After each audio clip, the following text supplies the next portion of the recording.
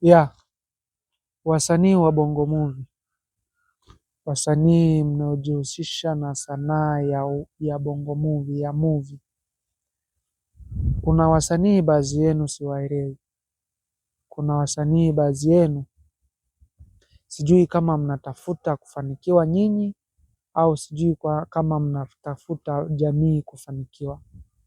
Na nachokijua mimi, jamii ikifanikiwa nyinyi nao mmefanikiwa, nyie mkifanikiwa jamii imefanikiwa.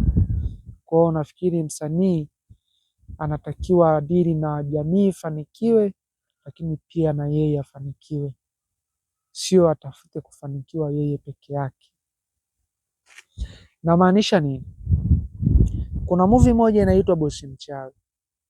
Kama sielewi, nataka kunidhulumu.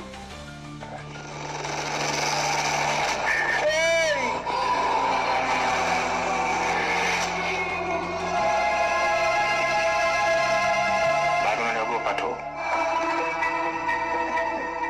Hamna bosi, na hamna walifu wengine umenichanganya.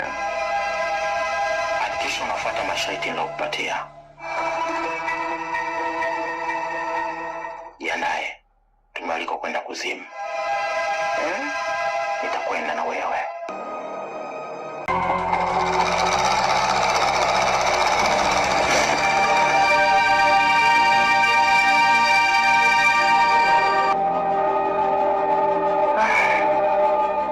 Kama kazi yenyewe ndio iko hivi.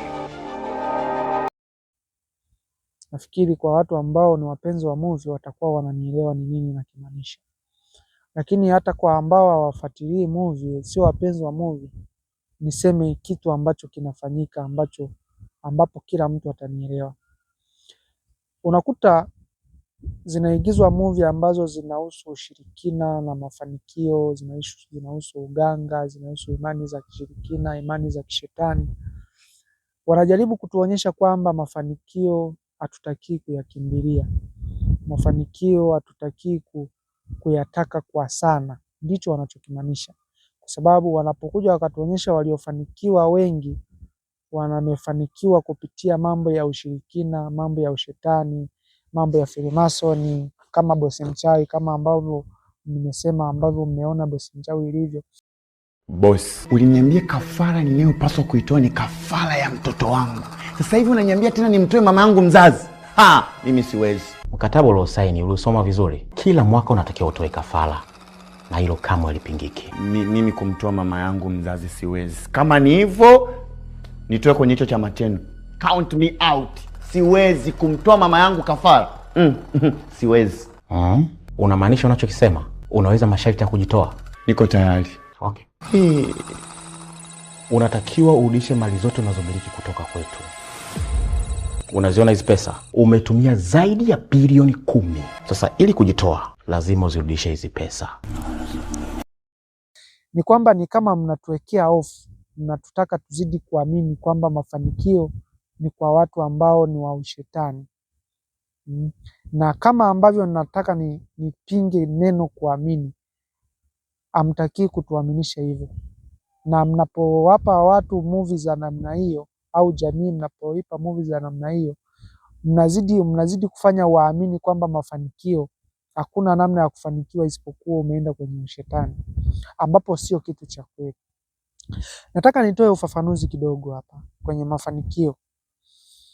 Sikatai kwamba watu hawaendi kwa waganga, sikatai watu hawapewi mahirizi, sikatai watu hawapewi masharti kwa waganga, hawaambiwi waende wakaue mtu fulani, hawachinji vitu huko kwa waganga. Sikatai waganga hawapo. Vitu hivyo vipo. Lakini mimi ninachokikataa ni kwamba vile vitu ndo vinafanya matokeo yatokee au mafanikio yatokee. Hicho nitakikataa. Ni kweli, unaweza ukawa leo ukawa maskini, ukawa huna mbele wala nyuma. Lakini baada ya kwenda wewe kwa mganga, baada ya kupewa na vitu na mganga, mafanikio yako yakaja yakaonekana. Sawa, yameonekana, lakini haimaanishi zile dawa alizokupa ndio zimefanya mafanikio yako kuonekana. Isipokuwa kula alipokupa vile vitu ambavyo ni dawa, alipokupa zile ilizi, mlipochinja vile vitu vyenu, alikupa na masharti.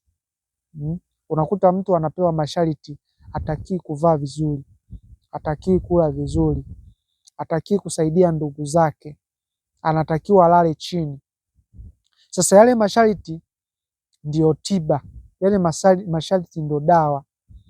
Unapoambiwa wewe utaki kula vizuri, utaki kuvaa vizuri, maana yake hela zako hazina pa kwenda, hela zako utaziwekeza katika uzalishaji, hautozitawanya. Unapoambiwa usiwasaidie ndugu zako, maana yake hela zako hazina pa kwenda. Unakuta mtu ana baba na mama, kila mwisho wa mwezi anatakiwa atoe fungu, ampe mama, ampe baba, awape na ndugu wengine ambao kipato chao ni cha chini, awasaidie ndugu zao ambao wanasoma. Maana yake hela zake zote akiwa anazipata zitakuwa zinaishia kwenye matumizi za ndugu zake. Kwa kama umepewa sharti usiwasaidie ndugu zako, hela zako zitatunzwa, hela zako zitawekwa katika uzalishaji. Anakuja anakupa sharti, anakuambia utaki kulala kitandani, utakiwa ulale chini sebuleni. Nafikiri kila mtu anaelewa madhara ya kulala chini. Hauwezi ukalala chini ukaamka saa 3 asubuhi.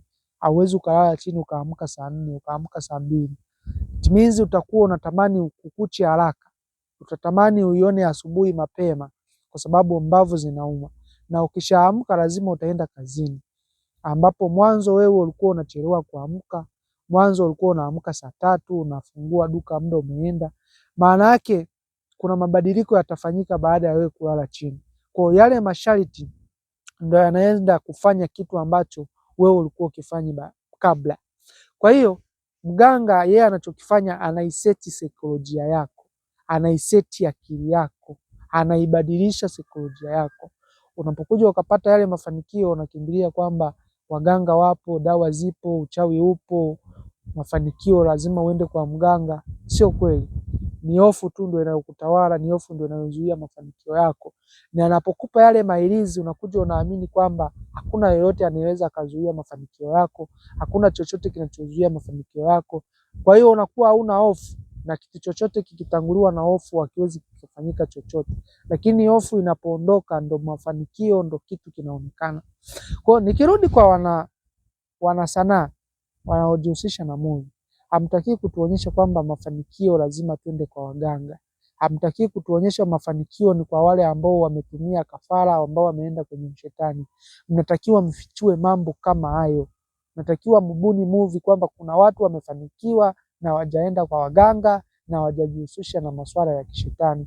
Lakini mnapokuja mkatutisha, mnatuonyesha waliofanikiwa ni wa mambo ya kishetani, bado mnakuwa hamuijengi jamii. Bado mnakuwa mnataka mfanikiwe nyinyi peke yenu. Kwa hiyo jamii inabaki kuwa maskini, jamii inabaki kuona waliofanikiwa ni watu ambao wako kwenye shetani. Na kwa sababu ya madhara ya neno naamini, wanaishia kuamini hivyo. Wanashindwa kujiongeza kwamba hawa waliotufundisha madhara ya mafanikio yako kwa shetani, mbona wao wamefanikiwa? Hawapigi hatua ya kujiuliza kitu kama hicho. Wanabaki kusema naamini. Kwa wasanii, badilikeni. Wasanii tuonyeshe vitu ambavyo vitatujenga. Tuonyeshe vitu ambavyo vitafanya tupige hatua. Mnapotuonyesha kwamba mafanikio ni ya watu ambao wameenda kwenye ushetani, hakuna mtu anaupenda ushetani. Hakuna mtu anapenda kuwa aonekane shetani. Kwa hiyo watu lazima wayakimbie mafanikio. Kwa mfano, kuna movie mimi nimeiandaa. Sio movie, story. Nimeandika kwa mkono wangu. Story hiyo inaonyesha mafanikio kwamba yanawezekana pasipo kutegemea ushetani, na inaonyesha kwamba mafanikio, mtu akishafanikiwa, watu ambao wanamwangalia wanaweza wakaona yule mtu amefanikiwa kwa sababu ya ushetani, lakini sio kweli. Mafanikio nimeonyesha mle kwenye ile story kwamba mafanikio yanaweza kusababishwa na kitu fulani na hamasa fulani. Hiyo story nitayadisia kwa mtasari mfupi sana. Story inamhusu kijana Justin mwenye hisia za kupenda, mwenye moyo wa kupenda, ambaye mahusiano au mapenzi ndo kila kitu kwake. Anapenda sana kupenda na kupendwa, lakini kila anayempenda hamtaki kwa sababu ya hali yake ya umaskini. Alikuwa ni maskini sana, jambo lililopelekea yeye kujihusisha na masuala ya pombe, kujihusisha na masuala ya kununua wadada poa, kwa sababu yeye alikuwa anakataliwa na wasichana kila kukicha.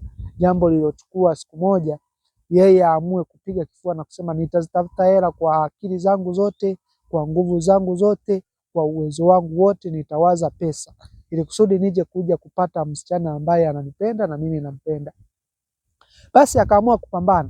Kwa hiyo nimeonyesha vitu vingi kwenye upambanaji wake, nimeonyesha jinsi gani ameweza kupambana mpaka imefikia ameyapata mafanikio, mpaka imefikia amempata huyo msichana, lakini msichana yule naye alikuwa hampendi kama yeye alivyokuwa anafikiri kwamba atapendwa, kama akipata pesa atapendwa kiasi kile.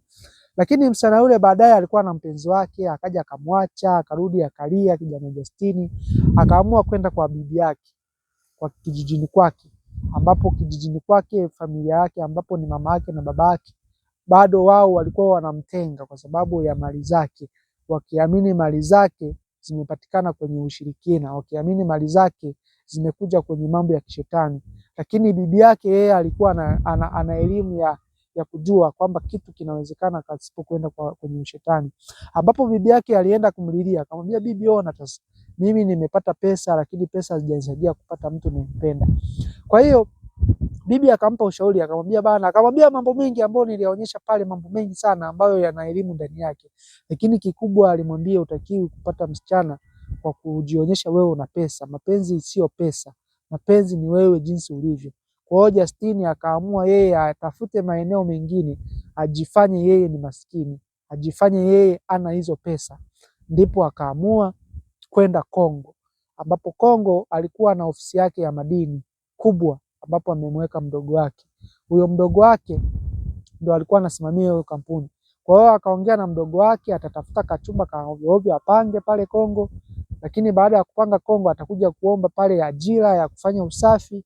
Kwa hiyo akaomba ajira pale Kongo kwenye kampuni yake mwenyewe, lakini lengo ni kumpata msichana ambaye atakuwa anampenda kwa dhati, msichana ambaye mwenye mapenzi ya dhati.